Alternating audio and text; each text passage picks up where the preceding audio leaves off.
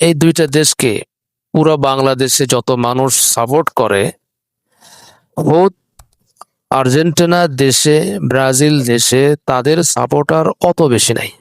আমাদের বাংলাদেশের ক্রিকেট খেলার অবস্থা কেমন? দুই একজনকে বাংলাদেশের জনগণ সাপোর্ট করে খুব ভালো করে, কিন্তু এই দলকে তারা ওইভাবে বিশ্বাস করে না যে এরা বাহির দেশ থেকে বিজয় হয়ে ট্রফি নিয়ে আসবে, তারা বিজয়ী হয়ে স্বর্ণ পদক নিয়ে আসবে। একটা দল পারে না, একটা ব্যক্তিকে কিনে নেয়, সেই ব্যক্তির ভালো পারফরমেন্সে সে নিজে বিজয় হয়ে আসে। কিন্তু বাংলাদেশ অন্য দেশের সাথে জিততে পারে না, কেন জিততে পারে সেটা তারা জানে। তো এটা একটা উদাহরণ যে বাংলাদেশকে সাপোর্ট করে না, বিশ্বাস করে না। ঠিক সেভাবে ওটাই আর্জেন্টিনা দেশে আর্জেন্টিনার সাপোর্টার কম হতে পারে, ব্রাজিলেও ব্রাজিলের সাপোর্টার কম হতে পারে, কিন্তু বাংলাদেশের জনগণ একটা বিদেশি একটা পতাকা, বিদেশি একটা দলকে খুব দিলে প্রাণে, এমনকি তাদের এটাকে প্রত্যেক জনকে আদর্শ বানিয়ে নিচ্ছে।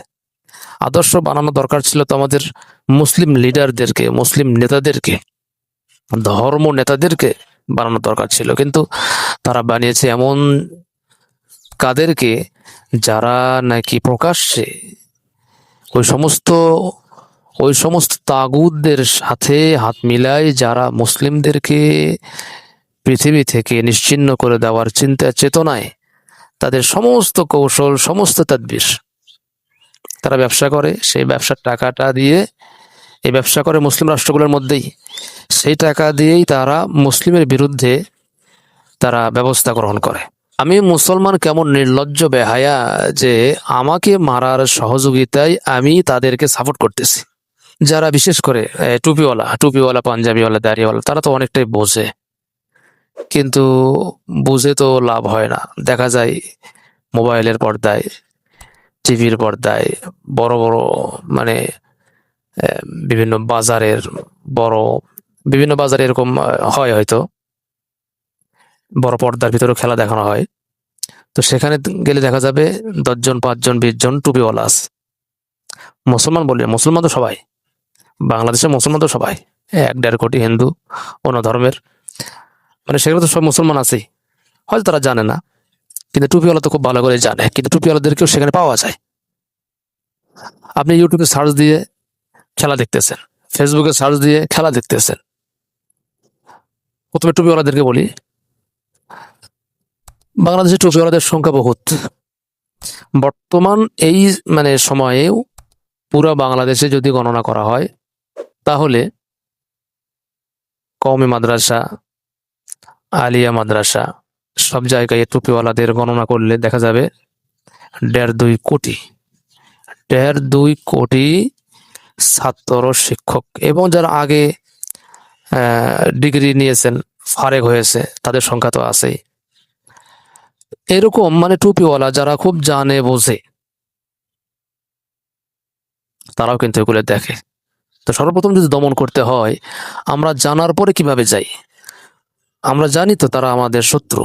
ডোনাল্ড ট্রাম্প যখন মুসলিমদেরকে নিধন করতে হবে, ফিলিস্তিনিদেরকে মারতে হবে, এই কথা যখন বলছিল, তখন মেসি, যারা তাদেরকে সাপোর্ট করে, তাদের আইডল, এই মেসি হাততালি দিচ্ছিল, তার কথাকে সমর্থন জানাচ্ছিল। এরকম একজন ব্যক্তিকে আপনি সমর্থন করতে পারেন? তো যাই হোক, টুপিওয়ালারা যদি 1.5 কোটি, তারা যদি ফেসবুক, ইউটিউবে, টিভিতে দেখা বন্ধ করে দেয়, ইউটিউবের সিস্টেম হচ্ছে কি রোবটিং সিস্টেম, যে যত বেশি দেখে, লম্বা সময় ধরে দেখে, সেই ভিডিওটা আরো 10 জন 20 জন 100 জন 1000 জন দর্শকের কাছে সাজেস্ট করে। তো প্রথম দমন করার জন্য টুপিওয়ালাদেরকে এগিয়ে আসতে হবে। যদি প্রত্যেকটা ইউটিউবে, প্রত্যেক জনের মোবাইলে যদি টুপিওয়ালারা না দেখে, প্রত্যেকটা টিভি মহলে যদি তারা না দেখে, প্রত্যেকটা যেখানে এগুলোর আয়োজন করা হয় খেলা দেখার জন্য, সেখানে যদি না যায়, তাহলে কিন্তু অনেকটাই দমন করা সম্ভব হয়। বিশেষ করে ইউটিউবে সব টুপিওয়ালাদের কাছে মোবাইল আছে, তারা খুঁজে খুঁজে এই খেলাগুলো দেখবে। লক্ষ লক্ষ, একদিনে 2-4 লক্ষ মানুষ টুপিওয়ালা একসাথে দেখবে। তার মানে ইউটিউব ধরে নেবে যে হ্যাঁ এটা খুব পারফরমেন্স ভালো করতেছে, তখন সে ইউটিউব রোবট, সে আর ফেসবুক রোবট, সে আরো বেশি মানুষের কাছে সাজেস্ট করবে। তো আপনি পুরো ভিডিওটা দেখতেছেন বিধায় কিন্তু এটা একটা দাওয়াতের মতো, এটা বেশি মানুষের কাছে পৌঁছাচ্ছে। তো প্রথমে আপনি টুপিওয়ালা, আপনি আগে বাদ দেন। আপনি বাদ দেওয়া মানে 1.5-2 কোটি মানুষ এটা দেখা থেকে বাদ দিবে। তারা বাদ দিল মানে ইউটিউব রোবোটিং এটা সিস্টেম তার ধরে নিতে পারে যে হুট করে একটা পর্দা থেকে 1.5-2 কোটি মানুষ গায়েব, তখন এটা কিন্তু বেশি মানুষের কাছে যাবে না। যদি দর্শক হয়তো 2-4 বিলিয়ন, 100 বিলিয়ন, সেটা আপনি না দেখার জন্যে এটা কিন্তু অনেকটাই পার্সেন্টেজ কমে যাবে। প্রথম কথা হচ্ছে যে টুপিওয়ালাদেরকে সরে আসতে হবে। তো আমরা যারা ওয়াজ করি, আমরা যারা কথা বলি জনগণের সামনে, নিষিদ্ধ কাজ থেকে বিরত রাখতে চেষ্টা করি, তো সেই কাজে যদি আমি সর্বপ্রথম আগে সাড়া দেই, তাহলে আপনার বক্তব্যের তো, আপনার আলোচনার তো আসর হবে না, প্রভাব হবে না। এই জন্য আপনাকে আগে ছাড়তে হবে। এরপরে আসেন জনগণের কথা। আমাদের বাংলাদেশের জনগণ সবাই মুসলিম, 1 থেকে 1.5 কোটি, 2 কোটি অন্য ধর্মের, আর বাকি সবাই মুসলিম। তো আপনি মুসলিম, আপনি খেলা দেখতেছেন, সেই খেলা থেকে তারা টাকা ইনকাম করতেছে, তারা অস্ত্র কিনতেছে আপনাকেই মারার জন্য। আপনার হাততালি নিয়ে, আপনার মানে শুভেচ্ছা জানানো নিয়ে তারা মুখে খুশি প্রকাশ করতেছে একভাবে, আর দিলের খুশি প্রকাশ করতেছে আরেকভাবে। মুখের খুশিটা এভাবে প্রকাশ করতেছে যেন আপনি তাদের ভিডিওটা বারবার দেখেন, তাদের খেলা বারবার দেখেন, আকর্ষণ। আর দিলের খুশি জন্য যে কারণ আপনাদের টাকায়, আমাদের টাকায় আমাদেরকেই মারতে পারবে, এটা হচ্ছে তাদের আদর্শ। তারা মুখে হাসবে আপনাকে বোঝানোর জন্য যে আসলে আমরা আপনাদের সাথে আছি, আর দিলে হাসবে এই জন্য যে তোমাদের টাকায় তোমাদেরকে প্রতিহত করব, মারবো এই জন্য।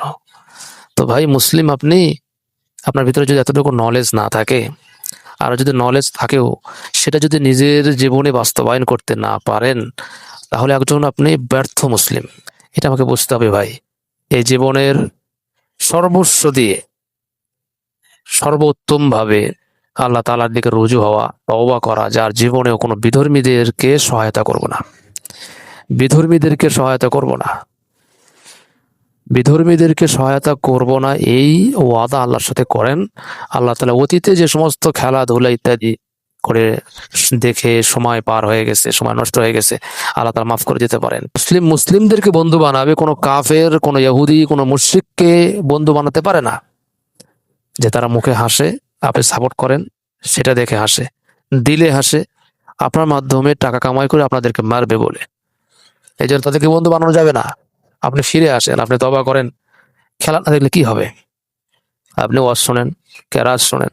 এই যে মুসলমানদের দিল তো সান্ত্বনা, শান্তি পাবে কোরআন তেলাওয়াত শুনে। মুসলমানের দিল তো শান্তি পাওয়ার কথা জিকিরের মাধ্যমে।